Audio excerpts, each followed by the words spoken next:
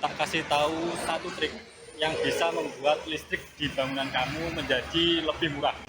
Sebagai contoh, ini kita di tempatnya Bu Titik, Kasreman. Nah, di rumahnya Bu Titik ini penggunaan pulsanya bisa sampai 500.000, 600.000 dalam satu bulan. Setelah saya cek, ternyata penggunaan beban di bangunan Bu Titik lebih kebanyakan untuk usaha.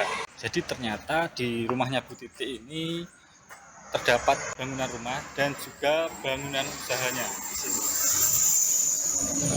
Nah, dari nilai 600.000 itu ternyata penggunaan paling besar malah digunakan untuk toko, untuk usaha ini.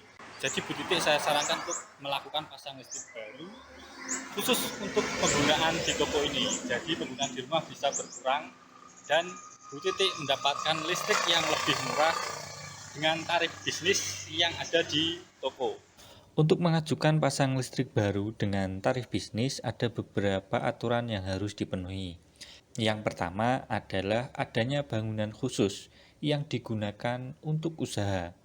Boleh bergabung dengan rumah, namun yang untuk usaha ini harus terdapat ruangan khusus atau bangunan khusus. Yang kedua, harus memiliki NPWP dan juga NIB yang digunakan sebagai syarat administrasi dalam pengajuan pasang listrik baru. Yang ketiga adalah jika tempat usaha kamu menjadi satu dengan rumah, maka sudah harus ada KWH meter dengan tarif rumah tangga di rumah tersebut. Jadi, baru bisa mengajukan pasang listrik baru dengan tarif bisnis.